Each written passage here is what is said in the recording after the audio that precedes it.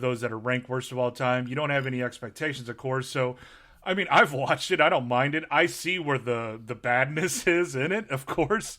But it's just like, I feel like I've seen much worse movies than this. Yeah. And I can tell you the worst movies that I did see that franchise brought about was Ballistic X versus Seaver. Now, I was going to get to that. Yeah. Because after the whole 9 yards, every movie they produce lost money.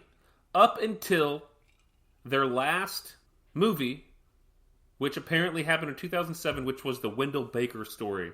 And before that, they did Tristan and Isolde. Do you remember that? I do remember Franco? that. Yeah, James Franco, yeah. What were you going to say? There's 2 movies that Franchise Pictures came out with that I love. Well, 3, actually, that I really like a lot. I'm looking at the list right now. Yeah. And see if you agree with me on these. One is Driven. Let me guess them. Okay. You've already know the first one. Driven. I would guess Get Carter. It's not one of the ones that I do like Get Carter, but it's not one of the ones that I immediately love. City by the Sea. City by the Sea. So that's 2 of them. That's 2. Half Past Dead. No. I would even go on to say 4 that I really love. And the other 2... What are the other 2? 3,000 Miles to Graceland. Oh, of course you like that movie. Yeah. It is like such a guilty pleasure movie. I love Kevin Costner in that not just that badass of a role. It's like so over the top that it's so That movie good. cost $62 million to make. I can believe that's crazy. It made $18 million at the box office. When you got to make a movie in Vegas, you know it's going to cost big picture or big with money those like people in it. I mean, that's a big cast. Yeah. When Boondocks gets on with franchise films, you know, they don't last long, and they get out before franchise really, really hits. Well, no, they stay with them. They stay with them until 2002. So they hit in 2000, and I imagine Troy Duffy's like, oh, cool. I'm with a really successful production company. Maybe he thinks, fuck these guys. I hate these bitches. You know, whatever he says. With his eyeball-size Oakleys and peacoat. You know he got the thumps when they came out, too. Ooh, man. So the band's name was the band name was The Brood, right? But then there was an all-female band called The Brood that he refers to as Talentless Dykes. Yep. And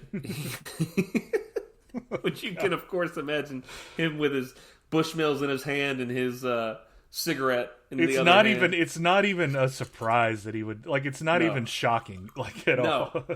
And they eventually renamed themselves the Boondock Saints. They released an album. It goes on to sell. How much did you see how many it sold? I did. I think it was 630 copies, maybe something like that. Yeah, 630. Yeah. So imagine that. What do you say at that point? Because then you just start saying, well, there's no way if you don't own up and be like, yeah, that was a really misguided attempt, you sound like an asshole. Because I know, I'm sure he's like, yeah, their heads weren't in the game. I was trying to lead them to glory. And, right. There comes a point when, it's like any situation you're in, like you gotta just say, okay, I can't be an asshole. I'm trying to think of a scenario, but I feel like I've seen it a dozen times, and I've even maybe done it, too, probably. But it's just like where you just got to say, like, okay, we shouldn't have kept going for that. That was shit, kind of thing. Yeah. I love when they were putting out the CD copies too, and it was like right above the Crow. Did you see like it was right above the Crow soundtrack too? Crow soundtrack is incredible. It is. Oh. That's not going to compete, man. Come on. No. So that is kind of the background of the movie itself. Well, we can talk about the actors. The Troy Duffy really loved Reedus and Flannery, Sean Patrick Flannery. Yeah. In fact, he paid like $15,000 out of his own pocket to do like a shooting of those two specifically together. Because once Dwarf and Wahlberg fell out, I think these were his next 2 guys, and he originally wanted Reedus earlier on, but Reedus had a conflict. So he eventually gets them, and I think the brothers are great. I think these two, I saw a lot of reviews were sort of shitting on their performances, but I really enjoyed it. Yeah, I mean, taking what the screenplay is and the overall movie, I mean, they do fine in it, I think. And, Yeah, I mean, Wahlberg dropped out because he decided to do Boogie Nights, which good for him for making that decision. And I mean, I can imagine like what path he would have been on if somebody else would have taken Boogie Nights. Like, I mean, I wonder what that would have done to him. And would have been Norman Reedus. Yeah, exactly. Oh, Jesus. Just a greasy dick hanging out at the end of that. Greasy Norman Reedus. Just dick. A greasy Walking Dead dick hanging out of Yeah. Oh, jeez. So these guys, they certainly put their all into it. I'm sure they were excited when they got the role. Flannery's coming off of that romantic comedy with Sarah Michelle Gellar. Yeah, Simply and Suicide Kings too. Oh, let's not forget that. Yeah, I love Suicide. I got that DVD in my room too. Yeah. But yeah, so these guys are like young hot actors. Reedus was a really it guy for a long time. Yeah. So I think they scored, and apparently Duffy went to see Willem Dafoe in a play. I can't imagine Duffy going to a play. I can't imagine. I can imagine him making every. No, me either. Oh, just queer shit. Yeah, exactly. What'd you think of Dafoe in this movie? I like what I don't know what happened to my mouth just then. I think of him as it was William Dafoe. It was it was just him. Like I had, of course, going into this, I had no idea about the gay side to it. I had no idea about the cross-dressing at the end and stuff like that. And I mean, I loved it. He played it up great. I mean, I love in every '90s, whether it's Willem Dafoe or who am I thinking of? The Professional. Why can't I remember his name? Yeah, Leon. But the cop. Jean Reno. Gary Oldman. Yeah, Gary Oldman. I mean, it's that whole, trope about, listening to classical music while you work as a, detective, and that helps you put the pieces together. And I mean, I love it. It's that time. That's what people did. But I loved his Discman. I love that thing whole. Yes. I love showing the Discman and everything. Oh, baby. But, yeah, his energy was great in it. It would have been fun to see a Jim Carrey or, of course, a Swayze in it. Swayze would have been good. He brings a very Dafoe energy to it. And, of course, as soon as you see him, because he's Dafoe, you're like, man, this guy's weird. Yeah. If you're going to classify it as a good, I mean, it's efficient at trying to offend every single person that exists on Earth. And I watched it, and I was just like, ooh. Yeah. Like, I don't know if I'm sure I'm watching it through today's lens, but I was just like, but I was reading reviews of it when it came out, and everyone was like that. Like, I wanted to compare, so I read some reviews of Pulp Fiction specifically, in the way Quentin Tarantino's character just says the N-word 27 times or whatever. And they certainly handle that expletive tirade a bit different than they do this one. I mean, it just paints no one in a good light. It's just, I can imagine during that time too. I mean, you get away with Tarantino, in '94 with Pulp Fiction, like you said, getting away with that, and not getting away with it, but I mean, it was a different style. Pulp Fiction, even though he wanted to be like that, or who knows, I don't want to say what somebody wanted to be like. I don't know what Duffy wanted to be like, and I see it in this movie, and it's just like it felt like it was just like a square peg in a round hole. It felt like he was just forcing stuff in there to say it, and it just felt different than Pulp Fiction. Not to say that Pulp Fiction's any better with the writing. I think it is, but I just don't see two white guys and Ron Jeremy saying, the epithets that we hear over and over again. Yeah. It just seemed awkward and cringy. Yeah. I mean, I don't want to spend too much time on it, but I just thought it's should be brought up, Sure. To the movie. I mean, at this point, before we get to the movie, though, I was about to get to the movie, but I want to get to, this Bushmills, baby. Ho-woo. Is it hitting you? It just did, yeah. I want to keep this in. Let it be known. Okay. I wanted to do a little bit of time setting with you, Marcus, and I want to bring us back. I'm excited. Now, this is... I'm stealing your idea, and you're going to do some trivia, Marcus. Okay, I'm ready. Now, you were abroad during this point. I understand that. Yeah. But one thing I find interesting about this movie is that both times it was released, theatrical and DVD, it came a year after a game-changing tragedy. Right. Columbine and 2002, Columbine and 9/11. So I'm going to do both of the years it came out. I guess that doesn't really overall apply. I just think it's shitty luck for this movie.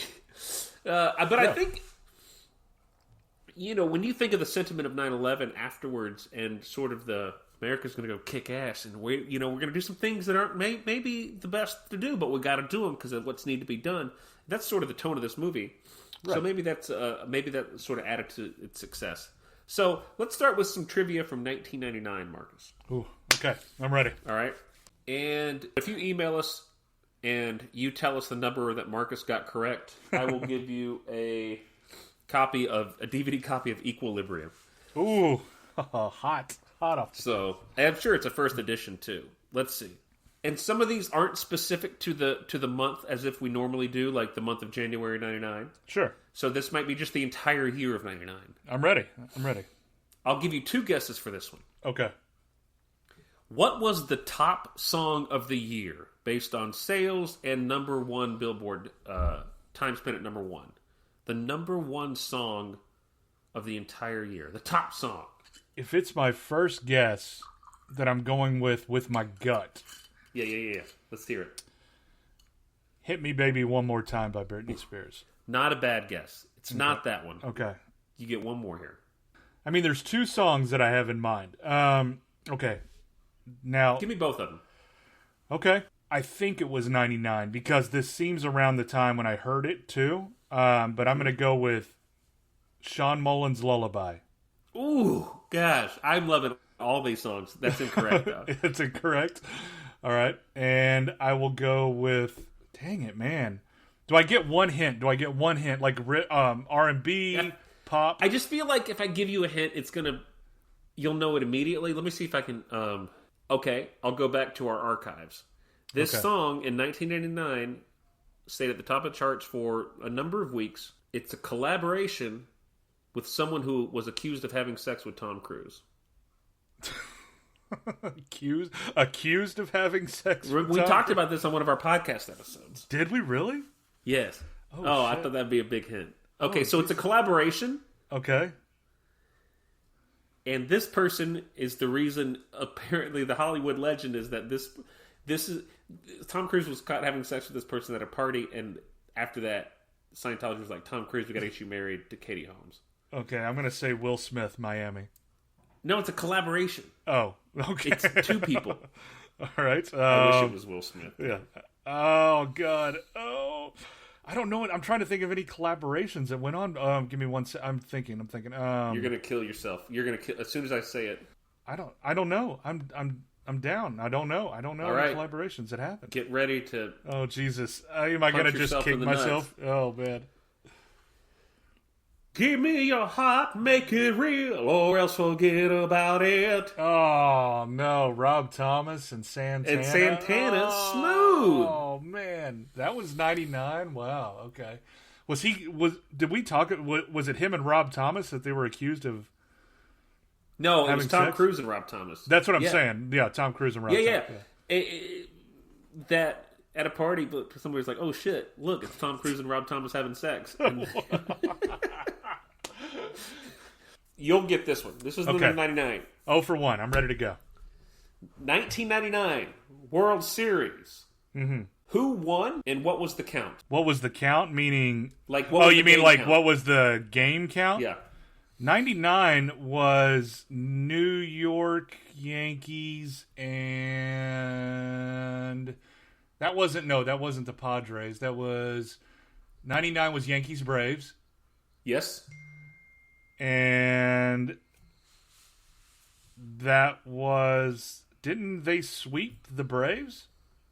They did sweep the Braves, Marcus. Yeah. Congratulations on getting that one right. Thank you. Let's take a look. Oh, just for funsies, who was the World Series MVP? I became a big fan of this guy after this World Series. World Series MVP. Of 99. Yankees. I don't think it was a hitter. It wasn't, and it was the Yankees.